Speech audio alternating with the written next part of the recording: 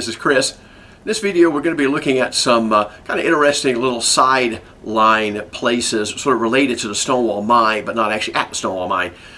Years ago, like over 30 years ago, when I was hiking around in Cuyamaca doing some photographs, I stumbled across a big rock outcrop that had been quarried. It had marks in it where blocks of rock had been cut out of it. And even back then I realized, oh, this was probably where they were cutting rock for the Stonewall Mine or something. And it turns out that's what it is. So, and as I've looked around over the years in Cuyamaca, I've come up with actually several more places where they were cutting stone to use. So the quarries are kind of interesting because they're very forgotten, very out of the way. People have probably seen them and not even realize what they were.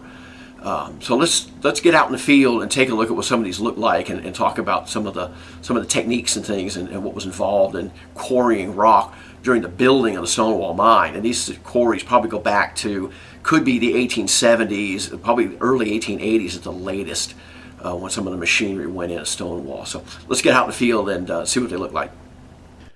So here we see the Stonewall Mine stamp mill and its engine house in probably the late 1880s, sort of the later development of the mine equipment. But because the mine was discovered in 1870 and the first equipment went in shortly thereafter, the footings and retaining walls and everything for the original mine were actually made out of cut stone. Usually on mining properties you see a bunch of poured concrete, as you would expect to see, but in the Stonewall Mine we see all these cut blocks of stone because they're from the early 1870s most likely. This is down in the foundations for that stamp mill building, what's left of it today. So you can see there these big heavy blocks of cut stone, which then have had bolts drilled into them to hold the different machinery in place. This is the stamp mill area and the engine house. This is one of the flues from the steam boiler, but if you notice the wall behind it, we can see where the heavy rock work here is all these big cut blocks of rock, very rectangular and sort of basically dressed. They have a little bit of a curve on the outer face, but very flat on the other side, so they stack up very nicely. A little bit of mortar in between, but not very much. Not much concrete in the Stonewall Mine foundations. And then as we get closer, we can see some of these drill holes where the rock was drilled, and then an expansion chisel was used to split the rock off from the boulder that it was being quarried from. There's several going across this rock here. Now, just to show the difference, this is a rock wall built by the Civilian Conservation Corps in the 1930s. Very different style of rock work here. The most these rocks have had done to them is to break them in half to give them a flat face to put out on the wall, outside face of the wall. But we do not have the rectangular blocks of the sort of white, light gray granite like we're seeing over at Stonewall Mine. So this is typical CCC work, actually quite a bit different than the Stonewall Mine masonry. So what I had seen while I was hiking all those years ago were in some of the rock piles around the edges of the meadows of Cuyamaca were these areas where these blocks of rock have been quarried out. You can see the chisel marks there too. You also see big rattlesnake skins underneath where something calls this home. I didn't see anything peering back out at me, but you probably want to be careful where you put your hands and feet around these rock piles like this. And then moving along up the same rock pile here, we can see where rocks have been quarried out, those nice square cut blocks of rock. See the chisel marks in the stone there. Quite old. You can see where the lichens have grown back over where the rocks have been quarried and where the chisel marks are and everything. The cutting of the rock results in some very unnatural looking benches and steps in these big boulder piles, and that's what are fairly easy to notice even from quite a ways away. You see all the chisel marks along there, the other half of the same ones that we saw over at Stonewall Mine. You also end up with some strange shapes of rocks that are sort of tumbled off to the side, like this big triangular block here. That's a piece that's been cut off and then rolled off to the side, not cut up into smaller pieces. This ends up almost looking like a bench cut in the rock, but it's actually just where blocks have been quarried out.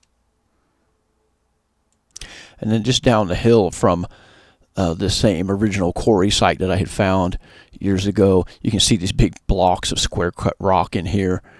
This large piece in the middle, a big flat face on it. These are ones that probably would have been cut up into smaller pieces and then hauled over to the mine to use. You can see the chisel marks on the back there. So they were they were quarrying these over quite a large area and over quite a large number of rock outcrops around Cuyamaca. So it's not uncommon to find these when you're looking for them. But most people probably see these and don't even realize what it actually was. That these are the foundations and the walls of the Stonewall Mine. And then just down the hill from that rock outcrop, this is the wagon road that was leading past it, probably up into the mountains, probably hauling not only to cut stone but also timber for firewood and for beams and wooden beams for the mine back down the hill. But this old wagon road here has a few rocks along the edge, sort of little rock walls along the edge of it. This is going to lead right by the bottom of that main quarry site. The other quarries are similar. There's one large one that was right on the main wagon freight road through Cuyamaca as well. So they probably wanted easy access to get the rocks out of here. So let's jump over to another quarry area here. This one's about a half a mile away from the one we were just looking at. Same techniques with the expansion chisels that have been used to break off these blocks of rock. This is one that was left behind and never took it and used it. Some of these quarries show areas where they drilled holes like this, and then they never actually broke off the rock, never split it off to use it. But this quarry has a really neat feature here right up on the top.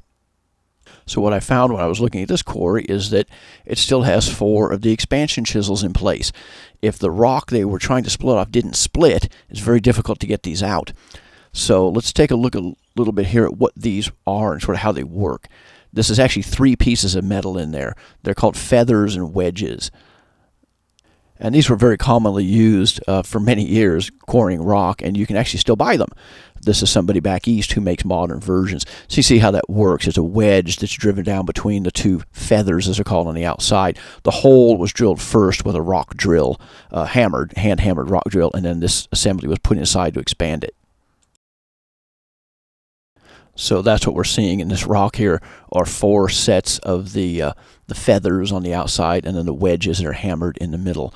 So these have been sitting here probably since, at the latest, the 1880s, and probably more likely the 1870s, because that's when the first foundations things were put in for Stonewall Mine, when the first equipment was put in place over there. So just a look at sort of an interesting little sideline to the Stonewall Mine era in Cuyamaca, the stone quarries that sort of ring some of the meadows in the northern Cuyamaca area, and some of the traces that are left from an interesting industry that most people just don't even know existed at the time, and certainly don't know that there's any evidence left of it. So thanks again for coming along at a look at San Diego's historic backcountry, and I will see you in the next video.